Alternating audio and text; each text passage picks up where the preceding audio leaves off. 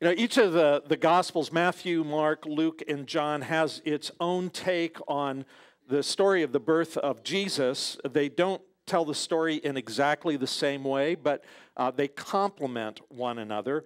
Mark was the first of the four Gospels to be written, and really his take on the birth of Jesus is one of the most interesting because he omits the story altogether.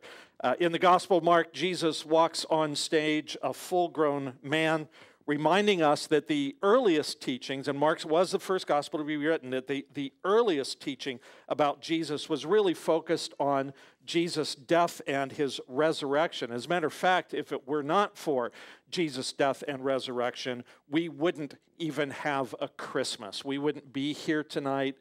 We wouldn't have this season. You wouldn't have a day off. I'm just saying.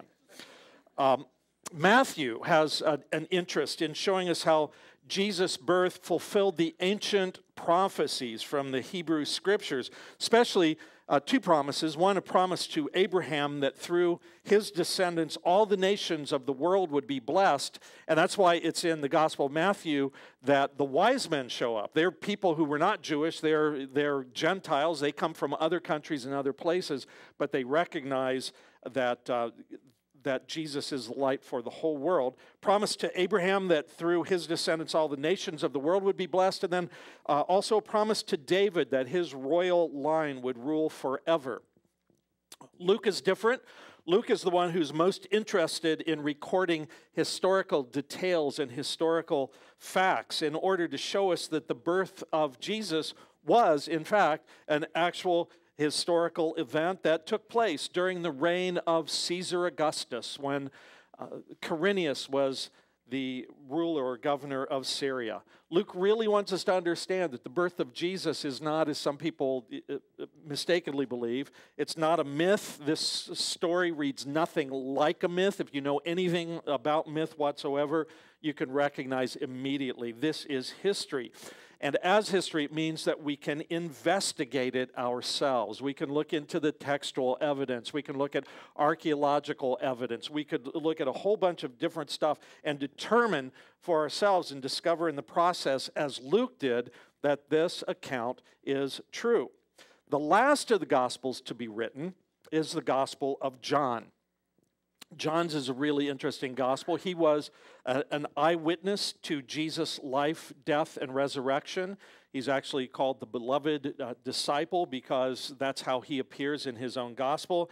And he is really interesting because one of the things he does is identify why he wrote his gospel. He just lays out his purpose for it. At the very end of the book, he says, "These things are written that you may believe that Jesus is the Messiah, the Son of God, and that by believing in him,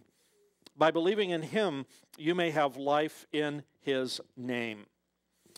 Next year, early on in the year, we're going to be doing an entire couple of months series on the Gospel of John. A fascinating gospel because it is an in-depth look at the meaning behind the events that the other Gospels record. We hope you'll be able to join us for that.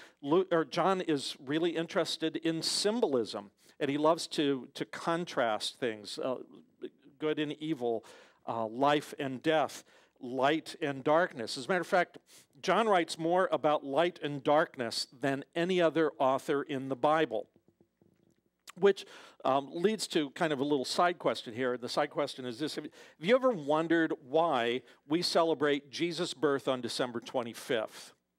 If you look in the Bible, it actually doesn't give us a birthday for Jesus. As a matter of fact, it doesn't record birthdays of anybody as far as I can tell. The Bible doesn't tell us that Jesus' birthday was 12/25. So why was it chosen? Well, it was chosen for its symbolism. The Bible says in Psalm 19:1, "The heavens declare the glory of God. The skies proclaim the work of his hands." The people who wrote the Bible were really in touch with nature, and they realized that by looking at nature, nature actually teaches a lot of lessons about God.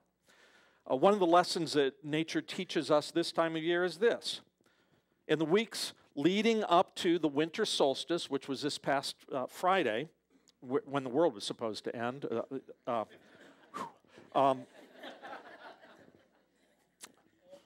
Anyway, the weeks leading up to the winter solstice in the northern hemisphere, anyway, the days get shorter and shorter and shorter. The nights get longer and longer. People, by middle of December, people start commenting on, wow, really short days and stuff. On the winter solstice, that changes. Christmas falls at just that time of year when the light, when the day starts to reassert itself. And the darkness begins to give way to the light. Instead of the nights getting longer and longer, they begin to get shorter and shorter as the light goes into the ascendancy. Now, I want you to think about what John tells us about Jesus. He says, remember, John's into symbolism, in him was life, and that life was the light of all mankind. The light shines in the darkness, and the darkness has not overcome it. Christmas is all about Jesus, the light of the world. And we celebrate Christmas when we do because of the way that nature actually, declares this very truth. Now, if you think about what light is and what light does, it helps us to understand who Jesus is and why he's important. And I want you to think of this message tonight as a little acrostic, L-I-G-H-T. I'm going to make 5 very quick points about Jesus, who is the light of the world. For one thing, like light shining in the darkness, Jesus lifts our spirits. I don't know if you've ever been in a dark place for a long time, but if you're in a dark place for a long time, or if you're in a place where you are subject to artificial light all the time, it really is discouraging. Now, I want you to think about this. Why do we have Advent candles? Why do we have Christmas trees? Why do we have all of these decorations? Why do we have outdoor light displays? Why are we having a Christmas candlelight service? And for that matter, not just during this season, but throughout the year. Why is it that everybody loves fireworks? Is there anybody here that doesn't? Why is it that our dogs don't because of the noise? But other than that. But why is it that we love fireworks? Why is it that people are attracted to campfires and like to sit around them? Why is it that we like candlelit dinners? I'll tell you why. It's because light lifts our spirits. It delights us. It's beautiful. It inspires us. You know, this setting, just looking around this room, it is inspiring. It's beautiful. If you've ever gone camping, or maybe you have the kind of job that requires you to get up early, or maybe you've had to drive to an airport early in the morning or whatever, one of the things you do when you get up really early while it's still dark outside, you'll notice immediately, you may not think of it, but it will register at some level. There's no color. There's no color. There might be light, but there's no color. If you were able to see anything, it is drabbed, it is gray, it's washed out, and everything looks sort of two-dimensional. Then, at twilight, little hints of color just begin to emerge, and it's real subtle. It can be pastel and all that, but then as time passes, the colors grow richer and richer and deeper. You start to notice details that had escaped your attention until finally the day dawns and the world looks totally different. It's colorful, it's bright, there are details that you hadn't noticed before. Now, a lot of movies, I know we have a number of people love movies, I'm one of them. You ever noticed how many of the movies about a dystopian future, that is, sometime in the future where something horrible's happened and everybody's living in misery and so on. Have you ever noticed how so many of these movies about dystopian futures, like The Matrix or like the Batman movies, they're always dark? Have you noticed that? The sets are dark and people are dressed dark and all that kind of stuff. Why is it dark? It's because the directors want us to feel a sense of heaviness. The lack of color communicates something. This is not a good place. Darkness is depressing. Darkness is oppressive. Darkness presses in on us. So when the prophet Isaiah is pointing ahead to the coming of Christ, how does he express? The word express means, get out of that pressing in thing. How does he express God's plan to bring hope to us? He writes these words: the people who walked in darkness have seen a great light. Those who dwelt in a land of deep darkness, on them light has shined. That's what Jesus does. That's what Jesus does. He shines in the darkness. He's one of the most beautiful human beings, God, man.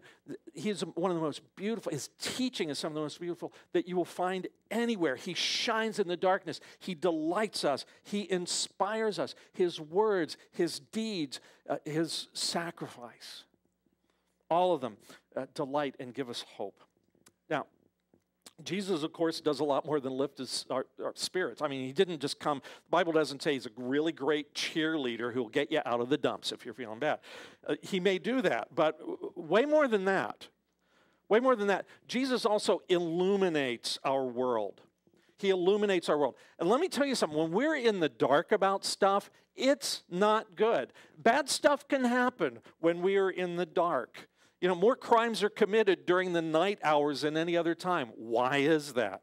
I heard about a family that had rented this little cabin or they had their own little cabin, I guess it was, and they were staying someplace in the summertime. The kids were having a really hard time falling asleep because there were mosquitoes buzzing around and all this kind of stuff. The mom heard them in the next room and told them to go to bed, and they said, "We can't, there are mosquitoes everywhere." So their mom got up, and she went over to a closet, didn't turn on the light. She went over to this little cabinet, opened it up, felt around, and she felt the can. She pulls out this little aerosol can, shakes it up. You know how they've got the little ball in it that rattles. So she shakes the can and everything, takes the top off, and she sprays all around the room and everything. And she says, "Now you guys go to bed, and we'll see you in the morning." Next morning, she gets up and she looks around the room and realized that she hadn't sprayed insect repellent. She'd sprayed blue paint all through the room. A lot of the problems that we struggle with in life are caused by the fact that we're stumbling around in the dark and we don't know what's going on around us. We're guessing. So many of us guess at how life works. We make stuff up as we go along, or we copy other people because we figure, well, they're doing it. It must be what you do, and it's going to work out for you. We don't really stop to think that, hey, maybe someone's actually figured it out for us already. Like a light shining in the darkness. This is Jesus. He illuminates our world. You read his teaching, and he tells us so much stuff that we do not have to figure. I defy anyone to say, you guys come up with better ideas than Jesus does about stuff. I know I don't. If I've ever disagreed with Jesus on a particular topic, I can guarantee you that over time I've come to learn that I was the knucklehead in the deal. Jesus illuminates our world. He helps us to see and to understand God. We don't have to guess who God is. All we have to do is listen to Jesus. Look at Jesus. Understand what Jesus did.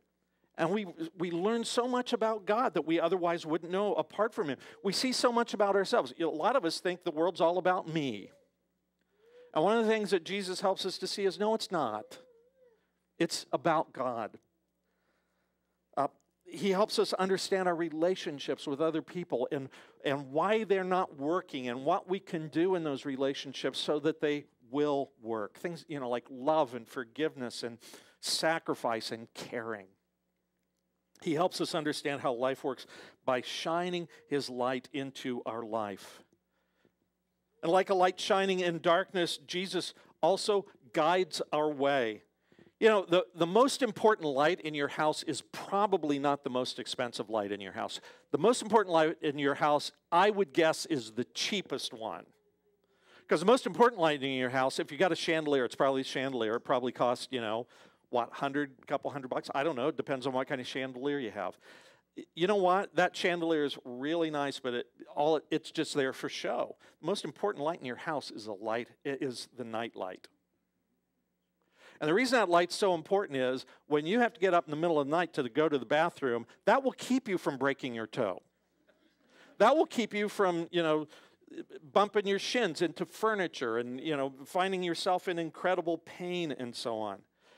And you know what? People have used light to guard themselves and to guide themselves from the very beginning of time. You think about the nautical world. We go back in history, and archaeologists have discovered lighthouses that have been around for millennia. They keep ships from crashing into rocks. That's a great idea.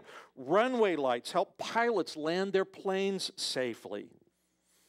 I think about Jesus and the culture in which he lived, and they didn't have artificial light like we do now. They basically, during the daytime they had the sun, and during the evening they had the stars and the moon, and maybe they carried some torches around, but that was pretty much it. They spent a lot of time camping. They spent a lot of time hiking from place to place, and I would imagine they spent a fair amount of time in the dark. And I can't help but wonder if there is a backstory to this really profound teaching of Jesus that may have involved some disciple who was walking around in the dark and either got lost or tripped over something or whatever. But Jesus says, if you walk in the darkness, you do not know where you are going. And everybody looked over at Peter and goes, yeah, that's hilarious. Maybe, I don't know. That's extra biblical. I'm just, thinking. But one of the reasons that Jesus came was to guide us and to give us a sense of direction and help show us where we need to go. And that's why he says in John 8:12, I am the light of the world. Whoever follows me will never walk in darkness, but will have the light of life. So awesome. Another thing that light does, too, if you stop and think about it, light has amazing powers to heal. People who suffer, just as an example, psychologically, people who suffer from seasonal affective disorder. You've heard about this. It's acronym SAD. Seasonal affective disorder is kind of depression that people get this time of year because there's just not enough light and it brings them down. I used to live in north central Pennsylvania. People got crazy this time of year up there. They got mean, they got depressed, a lot of fighting and stuff would go on, and it's all because I think they didn't have enough light. Light has disinfected properties. People, a long time ago knew that before there were, electric dryers and stuff. Why is it you hang your clothes out to dry in the sunshine and everything? Well, it dries faster, but also there's a disinfective thing here. Light can actually heal our bodies. When I had a detached retina a couple of years ago, my ophthalmologist fixed my eyes with light. It was called laser surgery. But that's all it was, light healing me. Jesus, the light of the world, heals our hurts. There's a song that came out a number of years ago by REM called Everybody Hurts. I think they got it right. Everybody does hurt. Everybody hurts. Now, some of you are great at covering that up. So people look at you and they go, oh no, they're good to go. They envy you. It's because they don't see your hurt. They don't see the broken parts. Maybe only your friends do, or your husband or wife or whatever. But everybody hurts. There are things in every life that are broken. And they need to be fixed, and guess what? We can't fix them on our own. If we could fix them on our own, we would have fixed them by now. They don't go away. And so what we do is we keep doing the same thing over and over again, expecting a different result. And it doesn't work. Wherever it might be in your life, whatever those broken places might be, those hurting places might be, whether your pain is emotional, and there's so many of us that suffer from emotional pain, or maybe it's physical. It could be a relational pain, just a broken friendship or a broken marriage or broken relationship with a parent or child.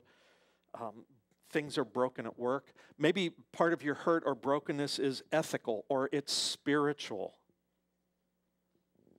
or it's financial. Wherever that hurt is, I want to invite you to accept God's gift of healing by putting your trust in Jesus Christ. He says, come to me, all you who labor and are heavy laden, and I will give you rest. He wants to give you rest. He wants to give you peace. He wants to heal your brokenness. Jesus says in John 12:46, I have come into the world as a light so that no one who believes in me should stay in darkness. He's saying you don't have to be stuck where you are. You don't have to stay there. There's hope because he's the light of the world. One other thing that light does, you know, another thing that light does, it changes things. It changes things. You know, we wouldn't have photography if light didn't change things. And whether it's old school film photography or whether it is digital photography, even though, you know, the technology is a little bit different, it works the same way. In a sense, it's light having an impact on atoms and changing them. Photography, photo, the word light. Photovoltaic technology, solar energy. It's all about how the energy in light can be transferred into and transformed into electrical energy. Light makes plants grow through a process called photosynthesis. A byproduct of which is, by the way, we almost never think about photosynthesis, but without it, we wouldn't be here. We would not exist because one of the byproducts of photosynthesis is this process by means of which, plants use light to change carbon dioxide, into stuff that they can use, and then one of the byproducts is oxygen, which we need to exist. We breathe the air, we take in the oxygen, we release the carbon dioxide, which the plants use again, and it's this whole process, none of which would work if it weren't for light. I think it can safely be said there would be no life without light, which is kind of cool when you think about the Christmas carol that we sang a little while ago, Joy to the World, that combines both ideas in this wonderful line, light and life to all he brings. Risen with healing in his wings. Jesus, see, he's the source of your life, but more than that, Jesus has the power to change your life, to do for you that which you cannot do for yourself, to make your life better, to bring you salvation, wholeness, reconciliation, forgiveness of your sins, the gift of eternal life. You know, none of us can fix sin and death on our own. We are all subject to it. Jesus can fix it. Light and life to all he brings. There's just one thing. You know, there's always just one thing. There's just one thing. Jesus will not lift your spirits, illuminate your world, guide your way, heal your hurts, or transform your life if you don't want him to. If you want to shut him out, you can do that, but I'll tell you what you're going to get. You'll get what you've got. And that's why John says this. He invites us to aspire to more, to embrace this incredible gift of light and life, to rise to our full stature of human beings. And so he writes, to all who received him, who welcomed him, to those who believed in his name, he gave the right to become children of God. To all who receive him, those are the people that get the benefit of his light and life. See, Christmas in the end, I love Christmas. Don't get me wrong, I love everything about Christmas. A couple movies I could do without, but mostly I really, I love everything about Christmas. But you know what? In the end, it really isn't about the gifts that we give and receive from one another, as awesome as they are, and they are awesome. It really is ultimately about what we do with the light and the life that we have been given by God through Jesus Christ. I really don't want you to leave tonight without saying yes to this light and life that God has offered us through Christ. It will make such a difference in your life. You know, kind of a joke in Christian circles. You know, we talk about folks who are CEOs. Have you ever heard that phrase? I bet a lot of you have. It stands for Christmas and Easter only. And it's just kind of a funny thing. And you know what? I don't care. Seriously, I don't care. If the only time you're here is at Christmas and Easter, it's better than not being here at all. But I do want to tell you this. One of the things that we would really, really love to do is to be able to let you learn more about Jesus Christ and discover the real difference he can make in your life. Not just come to hear the story about his birth one month and his death another, but to hear the difference that he can make for you, for your marriage, for your parenting, in your finances, in your emotional life, in everything. Hey, thanks for being here tonight. Before we move on to other things, let's take a moment and pray together.